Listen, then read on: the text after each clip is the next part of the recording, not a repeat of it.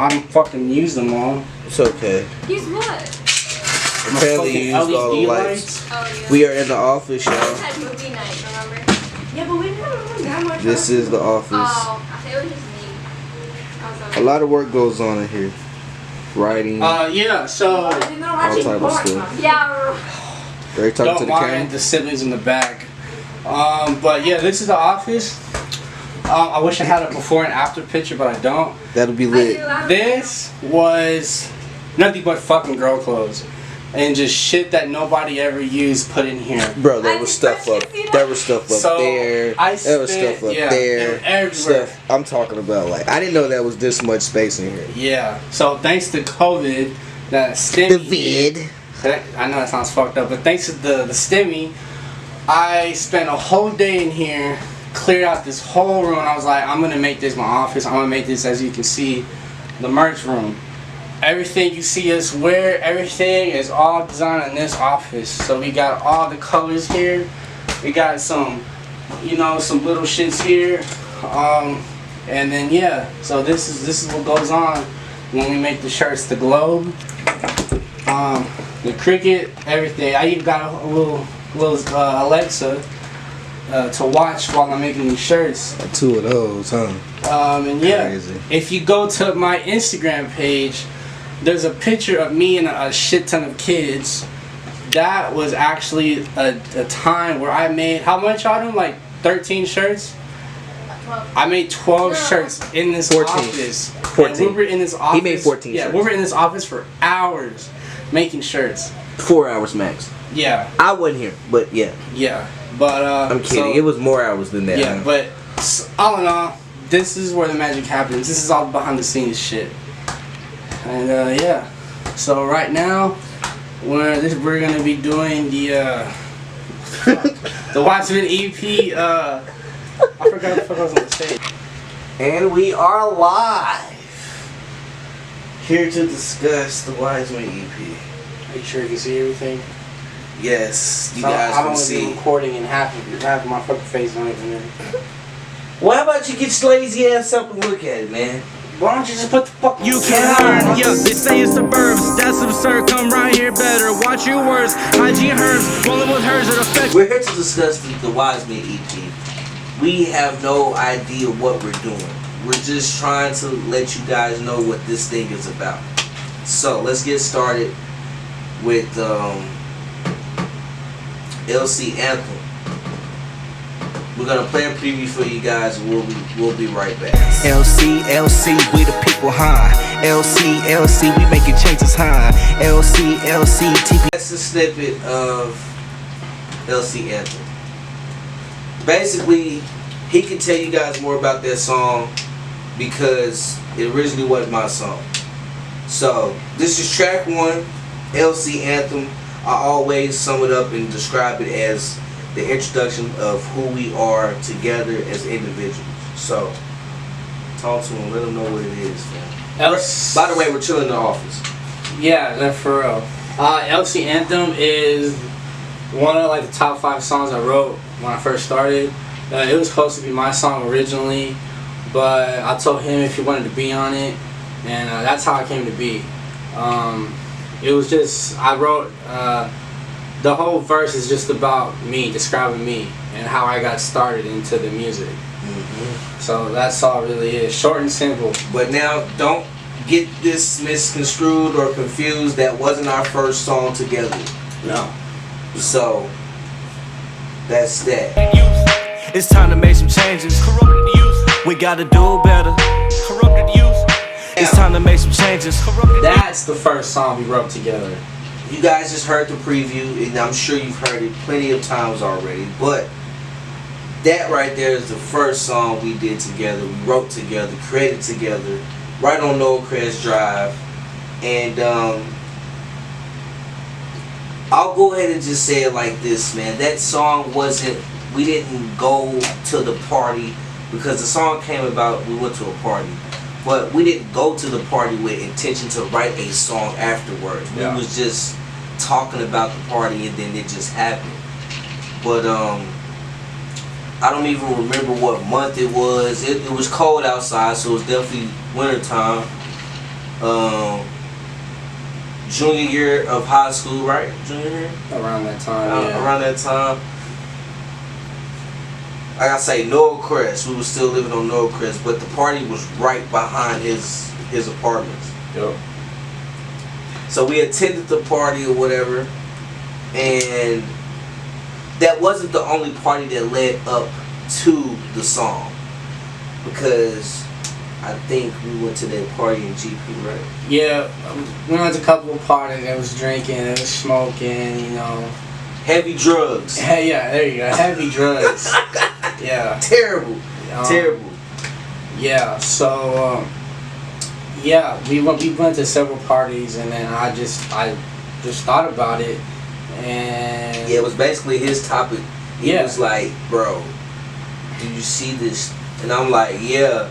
And you know, I think when we were writing it at the time, we didn't know that we were talking to the youth, the kids under, like we were talking kids our age, but we didn't know that all together we were really talking to the younger generation.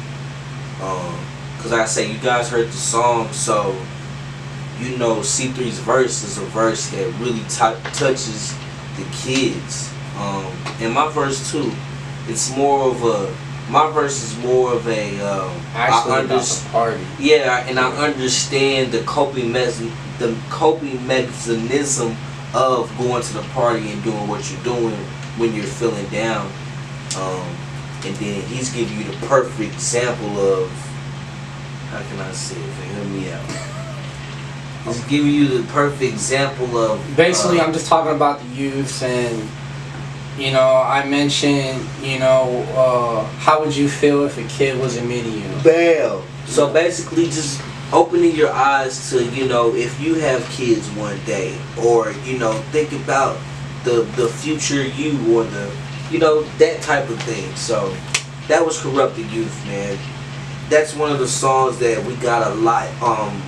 When we first posted it on SoundCloud, that song ran up numbers. So shout out to everybody who listened to it. But yeah, 500 plus listeners. 500 plus on Corrupted Youth. When we dropped it on SoundCloud, I know that's not a big number to you other rappers and whatnot. That's huge. So yeah. And then of course, you know, we was on SoundCloud consistently after that. But that's Corrupted Youth, y'all. Third track is Karma. Let's jump into the snippet real quick, let y'all hear this, man. This is a really good song. It wasn't supposed to be how it came out, but let's take a listen. What goes up must come around. No need to take action. Karma's got it now. Ooh. And we're back. So look, Karma came about. This song went like 4 different ways, right? And I say that because at first the song was his song. Then we were like, I was like, I begged him, bro, let me get on the song. So I wrote my verse, but he couldn't finish the last verse. So then he kept listening to it, As we were going to the studio, you know, he's thinking of what he could do to edit it, revise it. And so eventually he was just like, you can have the song. Yeah, only being because I couldn't lay that whole verse the way I wanted it to lay it out. So at first I gave up. I was like, I'm going to let him have it. And then I finally had the ability to go in there. I was like, this has to be on the EP. This tells a story. This is a part of the Wiseman EP. Facts. Yeah, and I went in there and I finally laid it down and got it, like a whole 2 years later. Yeah. So I'm glad I actually did it. Yeah. I'm glad I actually did that's a good note to anybody out there doing what you're doing, chasing your dreams or whatever. When you feel like it's not all the way correctly, take your time and get it correct. It may take a year, it may take 2. But like you heard, Karma now, this is the revised version, and if I say so myself, C3 stepped it up big time. So if you have to do that. Y'all will never hear the first version. Never. Oh my God. Never. No. We should play a snippet. That would be funny. It's gone. It's gone. It doesn't even exist no more. You can't get it. We can't. No. No, we didn't put it on SoundCloud. Yeah. We didn't even put it on SoundCloud. It's in the hard drive. It's in the hard. Maybe I don't know. I don't remember. But yeah, and so the fourth reason will be the song was originally supposed to go on the second EP, a little bit of everything. But That's like I say, EP. he revised and edited, laid his verse terrific. The song is a classic, man, and basically the song speaks for itself. The title speaks for itself. The lyrics speaks for itself. My perspective, my first verse is about just moving too fast, rushing your time, rushing your moves. You know, like I say, I took 600 cash and grabbed the first thing with gas. You know, and my weekly payments, I was in a rut, and that's just basically rushing to get a car. You know, so just take your time. The karma's gonna catch up to you if you don't.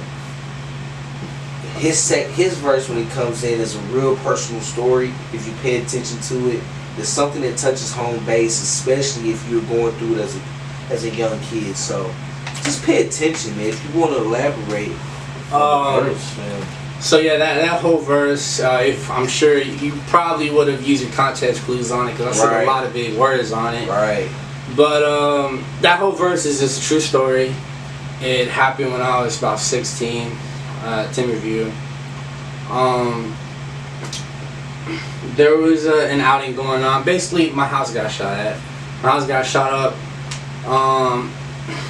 And a couple months later, I don't know if I should say this.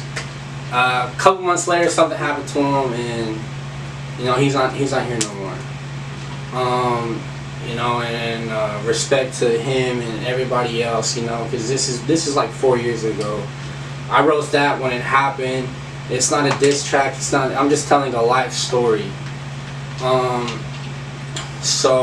Yeah, I'm not gonna break it down to you as much, but if you listen to the verse, I'm telling you how everything went down. And the hook,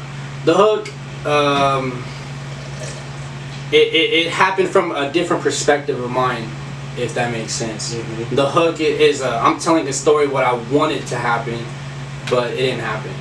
So yeah, but the hook, that was just something that I came up with. But everything else. In Karma, yes, he doesn't know how the hook goes. I know how the hook goes.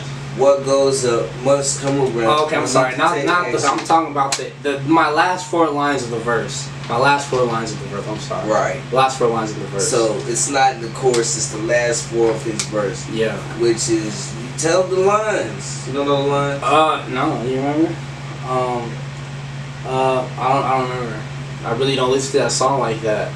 Well, that's another thing, guys. Be prepared at all times for your lyrics. Yeah. Nevertheless, just take a listen, man. It's that simple. Karma. We're at Karma, Corrupt the Youth, LC Anthem, and out of those 3 right there, you're definitely gonna learn something. You're gonna get some real life stories and knowledge. And I mean, I don't know what else to say. Take a listen. What's the next one? Next is One Day at a Time. That's perfectly. It's a great song. Yeah, it perfectly matches up with Karma right after. I live my life. You know, I gotta give a shout out. Cause anything can happen in a blink of an eye. Watch your back. Don't live your life living with strife. Yeah, you know, I'm just basically letting you know how I cope with little pain that I go through day to day, and I end up summing it up with, you know, just take it easy, understand your blessings are gonna come, and just take it one day at a time, man. You know, C3's verse, man. Look, I'll let him tell you. To me, it's self-explanatory. It's complicated words. Go ahead, tell me. Let the people know. I was working at Texas Roadhouse at the time. That's when I came up with the beat. And Roadhouse. Yeah, Roadhouse days. That needs to be a song. Roadhouse days coming soon. So One Day at a Time basically gives you snippets of what I was going through, my past, my present, and it's self-explanatory if you listen to it. And everybody was saying, man, you gotta take it one day at a time, take it one day at a time. I heard strangers say this. I was like, I'm gonna make a song called One Day at a Time. And yeah, I mean, I really can't really say much about that one because it's self-explanatory, really. But great verse, guys. I mean, that's one of the touchy topics, man. Especially when you're given the one day at a time. When you're given your day in a life, basically, you know, when you're telling people about the things you go through day to day, and people may not understand you, you know. So you gotta take it one day at a time, man. What's that? The fifth track? The fourth track? The fourth track. The fifth track after that is going to be Freedom. Freedom! I believe that's our fourth track. Y'all can ask Siri and all that other stuff. Yeah. But anyway. So this is Freedom. My people deceased, will there ever be peace?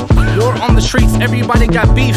Not the type to roast that least fatality. I don't want to be the feet that's updated every week. Man, look, so crazy story. We were in the studio recording the song, about to get the song recorded. We give the song to the engineer. Shout out to Josh, man, over there at 50/50s. And he's like, "Oh, no way." I'm like, "What?" He's like, "No way, this is the song you're doing." I'm like, "Yes way, this is the song we're doing." He's like, "Alright, well check this out." And so he goes on YouTube and pulls up the song. It's a Volkswagen commercial with the song playing, right?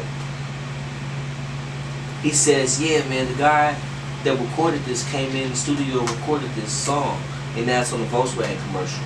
You guys have the rights to it?" I said, "God dang it." So he looked up the lease, the email. I had it. He had it. I had it. And we ended up doing the song. So this was kind of self-explanatory too. I mean, okay, so look, we wrote the song because we did the talent show the year before, and we did Corrupted Youth, and we didn't place. So the second year I was like, bro, we have to do something, and we have to place. So I originally came up. He found the beat. I started the verse. Came up with the hook. Did the verse. Came up with the hook. Just needed his approval in his verse, right? For a while, he didn't want to do it. His mind was focused on getting this other track done, which I believe was Motions, or I don't know, some other song we probably have out already. But anyhow, he ended up getting it done, and we didn't do the song for the talent show. We did Mind Games, and we killed that shit. Nevertheless, that song to this day, especially all the Afghans and everything was going on in the world. right, it still connects to this day. So it was one of the songs that at the time we thought was going to be pretty big. We didn't really think about it, but we definitely thought it was going to do something, and it didn't. But as during the pandemic, you know, the Black Lives Matter movement, and even what's going on right now today, the song has been getting plays, and it's definitely reached people. I think you said at the talent show, was it the Kid for Freedom? That was Corrupted Youth. Oh, that was Corrupted Youth. Yeah, that was Corrupted Youth. So that wasn't for Freedom. No, that was for that was the first one. Yeah, that was for Corrupted Youth. So that just says a lot right there, man. Even Corrupted Youth, you know, some little kid who's probably 12, maybe 10. Yeah. He's older now. Yeah. Yeah, he's older now. Shout out to you if you come across this video, little homie. But you know, for him to come up and understand the song, you know, and reciprocate, reciprocate the song the way he did, it really just shows that what we're doing is really, really paying off. So that's Freedom, guys. I mean, he can tell you about his verse, My People Deceased, you know, like, right off the bat, his first 2-3 lines should tell you a lot, you know what I'm saying? Especially if you're paying attention. I started off with my first 4 lines. I was basically, you know, discussing about, you know, if you're from the ag, if you're from Arlington, you know, Arlington Urban. It's a big networking site in Arlington on Instagram, and they post, you know, news every day, every minute, every hour, and I follow them, and You know, and I followed the story. Every day, not every hour. But they post. Shout out to Arnold Nerd. And so I'm just seeing all these people and all the news, and I was like, fuck it, I'm gonna write. I shouldn't say that, but I was like, I'm gonna write about it. And that's how I came up with the first 4 lines. My people deceased, will the ever be peace. And you best believe that freedom came from what we saw here in the city, yes. right? It didn't, like, we thought about the stuff everywhere else, but it came from what we saw here. That's pretty how much corrupted youth, karma. That's how that stuff pretty much came about, what we saw here. Go ahead, man. Not because no, yeah, but yeah, so that came up with, and Lee have a quote of mine that I said in Freedom, and I don't know if you can see it correctly. Show him. I got you. Don't worry about it. Is that good? It's blurry. Okay. It's fucking blurry, dude. Don't tell me it's been blurry all day. No, just when I zoom in. Alright. So this is on Freedom. I'll read it to you. Well, we do it for the clout, not staying true to ourselves. Can you look in the mirror and be happy for yourself? And then the people's voice, obviously. Do it satisfy you, don't appease no one else. Would they change for you? The question you should ask yourself. That was in Freedom, and that was basically just whatever I saw on my Instagram in school with having kids and whatnot. And I just feel like that shirt right there, that quote should be spread worldwide to anybody, no matter what age is, what race. Can you look in the mirror and be happy for yourself? Simple as that. Can you look in the mirror and be happy for yourself? Do what stands for you, don't appease everyone else. Yes. Would they change for you? The question you should ask yourself. Yeah, that's real. So that's Freedom. That was actually supposed to be the 5th song. Yeah, that was actually supposed to be the 5th song. That was the 4th song. Yeah. Flip a 25 cents, 2 sides, choose wisely. Heads and tails, they can lead to fatalities. $100 bills can make life seem peaceful. We all know money is the root of all evil. 25 cents, 2 sides. my all-time favorite on that one. It's the beat for me, honestly. So let me tell you how we came up with the hook first. I'll never forget this. We were at Noelcrest still. Sophomore year of high school. Wow. Noelcrest. Now I know the full story to this. Excuse me. We were chilling in the room, going over beats, going over lyrics. And then he found the beat, and we just kept listening to it. And then I said, 25 cents, 2 sides, choose wisely. And then he literally wrote, heads or tails, it could lead to fatalities. And then a couple minutes later, I wrote $100 bill. No. yes, $100 bills can make life seem peaceful, but we all know money is the root of all evil. Yeah, that happened like that. We went back and forth. We didn't expect it. We heard the beat. We listened to it for a while, and then it just came to us. But like I say, all this stuff were conversations that we seen in the ag prior to listening to the beats and stuff. So it was like we didn't even plan this. It just came like how it did. And so I remember that. Now I don't remember writing. I only remember writing to it during class. And most of the shit I ever wrote is in class. I think I finished it, and nevertheless, I finished the song in that class, and I showed him, and he was like, bro, okay. And so he came up with the second verse, because I was stuck, like, for the longest. Were you? Yes.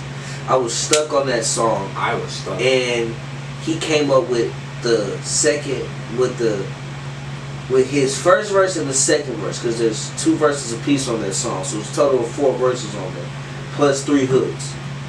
And so he came up with the second and third verse, and I was like, okay, I see where you're going with it. And so, of course, I finished, and we have Flip a Coin now. And basically, we're telling the kids, we're telling the youth, we're telling the people, choose wisely when it comes to Everybody wanna ball, everybody wanna trap or rap, everybody want the freshest shoes and be a star. It's too many followers, a bunch of copycats. Where he's got his verse better than I can, because it's one of those topics that he really got down to. It's complicated in some of the words, but he got down to a real good root of what it means to flip that coin. Well, first, when we did the hook, I want to tell you a little story. Before that, we were actually discussing the Wiseman EP.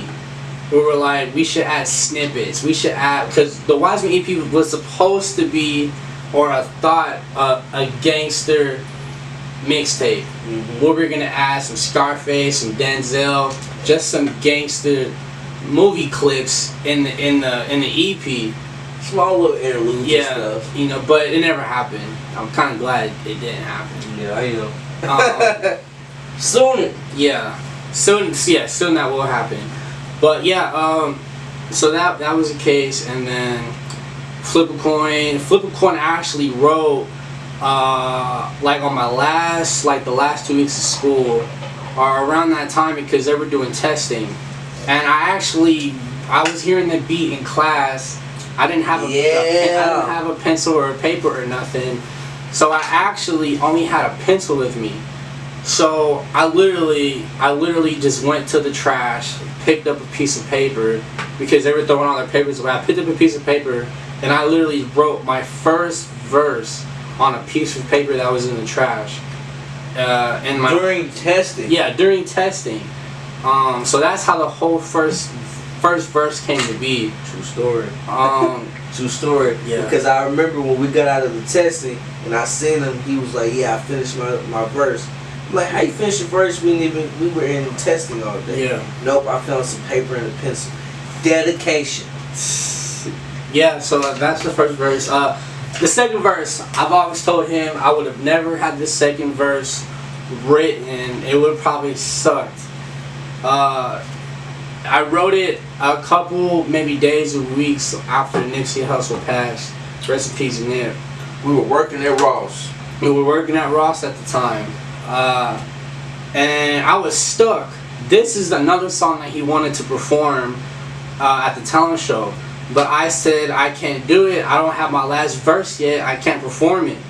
And I eventually wrote it in time, but I wasn't going to remember it when I performed it. Mm-hmm. So I told him, let's not do that.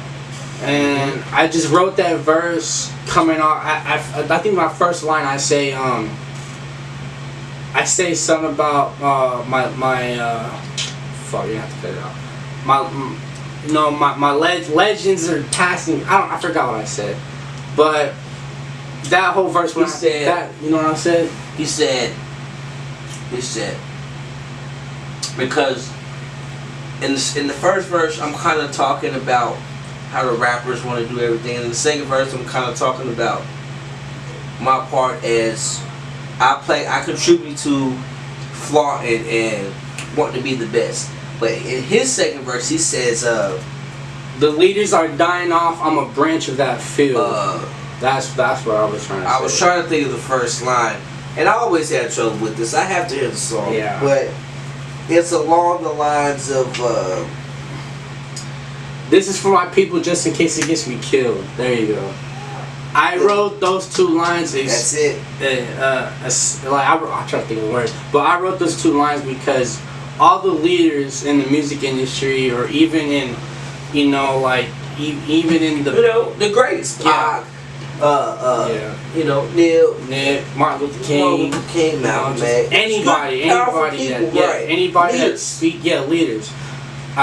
Those two lines I thought about me, and I was like, I'm a leader. I lead every day. I lead by example.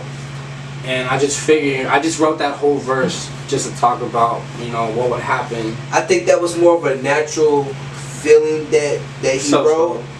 It wasn't something that he pretty much thought. It was just like, yo, when I pay attention to it, the leaders that I look up to, they're passing away. You know, because we had a conversation about that. But yeah, you know, it's a good verse, man. The whole entire song is basically, hey man, we have to pay attention. Like I say, choose wisely when you flip that coin, man. You know. What's next? Last but not least is Mind Games. We actually, either we have an interview or either we have it already on YouTube or you're gonna see it after this. Understand.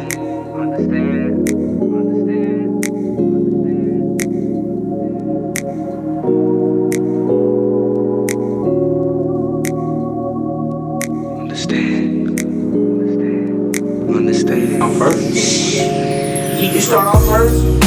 I need you to understand. Yes, he does start off first. And you know, tell him how it happened.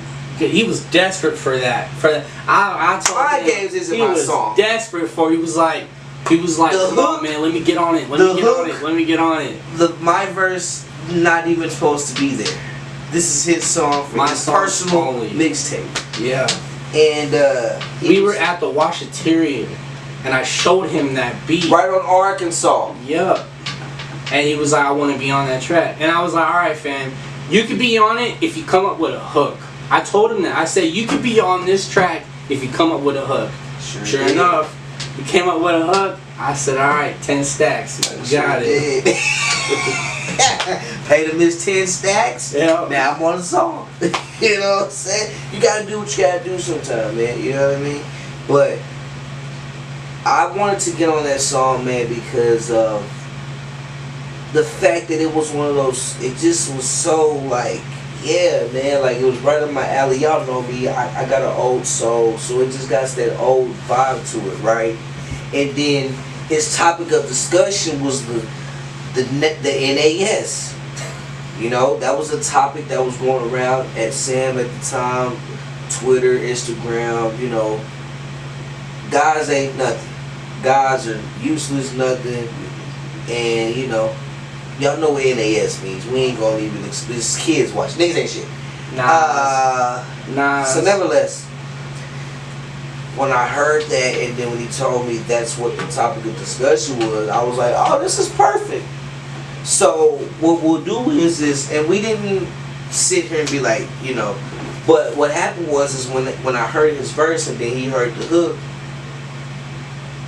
I told myself, okay, well I gotta show that guys are something, you know, like there is a guy like me, there is a guy like C3 that we actually treat you right. But his perspective of the song, his verses, you got the game twisted. Yeah, I'll break it down here in a little bit. Go ahead and tell me, man. That verse was like in like the middle school or high school. I was peeping game.